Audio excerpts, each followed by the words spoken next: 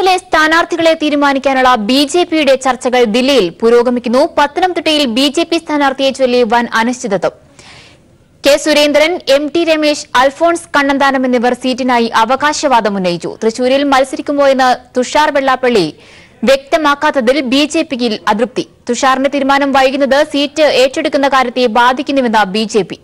അതേസമയം തൃശൂരിലെ അനിശ്ചിതത്വം പത്തനംതിട്ടയിലെ സ്ഥാനാർത്ഥി നിർണയത്തെയും പ്രതിസന്ധിയിലാക്കുന്നു. വിശദാംശങ്ങളുമായി ശരത് ചേരുകയാണ്. ശരത്, വിശദാംശങ്ങൾ. ബിജെപി സ്ഥാനാർത്ഥികളെ തീരുമാനിക്കാനുള്ള ചർച്ചകൾ ഇപ്പോൾ ദില്ലിയിൽ പുരോഗമിക്കുകയാണ്. നേരത്തെ സൂചിപ്പിച്ചതുപോലെ തന്നെ ബിജെപി ഏറെ പ്രതീക്ഷ വയ്ക്കുന്ന 3 മണ്ഡലങ്ങൾ തിരുവനന്തപുരവും തൃശൂരും അതുപോലെ തന്നെ പത്തനംതിട്ടയുമാണ്. ഇതിൽ തിരുവനന്തപുരത്ത് കുമ്മനം രാജശേഖരൻ മത്സരിക്കുമെന്നുള്ളത് വ്യക്തമായിട്ടുണ്ട്. എന്നാൽ ബിജെപി പ്രതീക്ഷ വയ്ക്കുന്ന മറ്റ് 2 മണ്ഡലങ്ങളിലും സ്ഥാനാർത്ഥി നിർണയം വലിയ പ്രതിസന്ധിയായി ഇപ്പോഴും തുടരുന്ന ഒരു സാഹചര്യമാണ് ഉള്ളത്.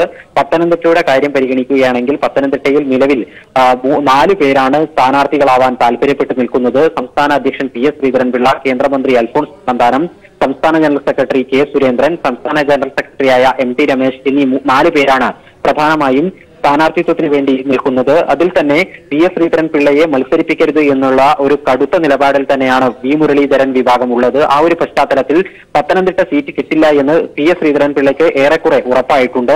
അതുകൊണ്ട് തന്നെ താൻ ലോക്സഭാ തെരഞ്ഞെടുപ്പിൽ 7 ലോക്സഭാ സീറ്റിലും മത്സരിക്കാനില്ല എന്നുള്ള ഒരു നിലയിലേക്ക് PS ശ്രീധരൻപിള്ള ഇപ്പോൾ നിലപാട് മാറ്റിയെന്നാണ് മനസ്സിലാകുന്നത്. അതേസമയം തന്നെ M.T. രമേശ് ആകട്ടെ ഈ പത്തനംതിട്ട ലോക്സഭാ സീറ്റ് അല്ല ലഭിക്കുന്നത് എങ്കിൽ മറ്റൊരു സ്ഥലത്തും മത്സരിക്കാൻ താല്പര്യമില്ല എന്നുള്ള ഒരു നിലപാട് നേരത്തെ തന്നെ വ്യക്തമാക്കുകയും ചെയ്തിട്ടുണ്ട്. കെ സുരേന്ദ്രൻ അതുപോലെ തന്നെ അൽഫോൺസ് കണ്ണന്താനം എന്നീ പേരുകൾ പരിഗണിക്കുകയാണെങ്കിൽ തന്നെ അൽഫോൺസ് കണ്ണന്താനം കേന്ദ്ര നേതൃത്വത്തെയാണ് തനിക്ക് മത്സരിക്കാൻ താല്പര്യമുണ്ട്, അത് പത്തനംതിട്ട സീറ്റിലാണ് മത്സരിക്കാൻ താല്പര്യം എന്നുള്ള നിലയിൽ കേന്ദ്ര നേതൃത്വത്തെയാണ് അദ്ദേഹം വിവരം ധരിപ്പിച്ചിട്ടുള്ളത്. കഴിഞ്ഞ ദിവസം വരെ അൽഫോൺസ് കണ്ണന്താനം ഈ രീതിയിൽ പത്തനംതിട്ടയിലെ പ്രധാനപ്പെട്ട ഒരു പേരുകാരനായി ഉയർന്നു വന്നിട്ടുണ്ടായിരുന്നില്ല. ഇന്നാണ് ആ രീതിയിലുള്ള ഒരു പേര് അദ്ദേഹത്തിന്റേതും ഉയർന്നു വരുന്ന സാഹചര്യം ഉണ്ടായത്. പ്രധാനമായും ഏറ്റവും ഒന്നാമത്തെ പരിഗണന ബിജെപി കേന്ദ്ര നേതൃത്വം, സംസ്ഥാന നേതൃത്വവും എല്ലാം തന്നെ കെ സുരേന്ദ്രന് നൽകണമെന്നുള്ള ഒരു താല്പര്യമാണ് ബഹുഭൂരിഭാഗം നേതാക്കന്മാർക്കും ഉള്ളത്. അതേസമയം തന്നെ തൃശൂരിന്റെ കാര്യം പരിഗണിക്കുകയാണെങ്കിൽ നിലവിലെ സാഹചര്യത്തിൽ BDJS അധ്യക്ഷനായ തുഷാർ വെള്ളാപ്പള്ളി തൃശൂർ സീറ്റിൽ മത്സരിക്കുമോ എന്നതിനെ കുറിച്ച് ഒരു വ്യക്തമായ നിലപാട് പറഞ്ഞിട്ടില്ല. അതുകൊണ്ട് തന്നെ ഈ സീറ്റുമായി ബന്ധപ്പെട്ട് ഈ സ്ഥാനാർത്ഥി ചർച്ചകൾ വഴിമുട്ടി നിൽക്കുന്ന ഒരു സാഹചര്യവും നിലവിലുണ്ട്. താൻ മത്സരിക്കുമോ ഇല്ലയോ എന്ന് ഇതേവരെയായി തുഷാർ വെള്ളാപ്പള്ളി വ്യക്തമാക്കാത്തതിനാൽ തന്നെ BJP നേതാക്കന്മാർക്ക് വലിയ അതൃപ്തി BDJSന്റെ കാര്യത്തിലുണ്ട്. കെ സുരേന്ദ്രനെയാണ് പത്തനംതിട്ട കൂടാതെ തൃശൂരിലും കെ സുരേന്ദ്രനെ പരിഗണിക്കുന്നുണ്ട്.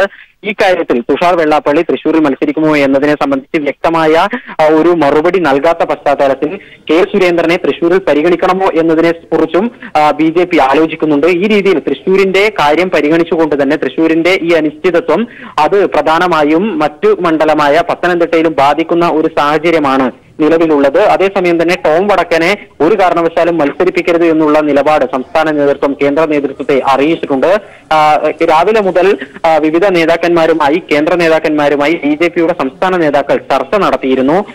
അല്പസമയത്തിനകം പ്രധാനമന്ത്രി നരേന്ദ്രമോദിയുടെ നേതൃത്വത്തിൽ പാർലമെന്ററി ബോർഡ് യോഗം ഒക്കെ തന്നെ ചേർന്നുകൊണ്ടാണ് സ്ഥാനാർത്ഥികളുടെ അന്തിമ പട്ടിക തയ്യാറാക്കുക.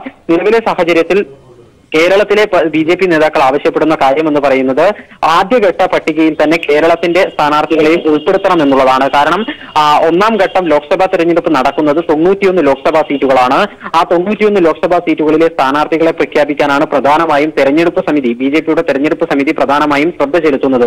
ആ ഒരു പശ്ചാത്തലത്തിൽ കേരളത്തിലെ സ്ഥാനാർത്ഥി പട്ടിക ഇന്ന് തന്നെ പുറത്തു വരുമോ എന്നതിനെ സംബന്ധിച്ച് ഇപ്പോഴും ഒരു വ്യക്തതയില്ല. എന്നാൽ സംസ്ഥാന നേതാക്കൾ ആവശ്യപ്പെടുന്നത് കേരളത്തിൽ ഇടതുമുന്നണി വലിയ പ്രചരണത്തിൽ ഉണ്ടാക്കിയിരിക്കുന്നു. സ്ഥാനാർത്ഥി പ്രഖ്യാപനം അതിനുശേഷമുള്ള പ്രചരണമൊക്കെ തന്നെ ഇടതുമുന്നണിയുടെ ഭാഗത്തു നിന്നും ശക്തമാണ്.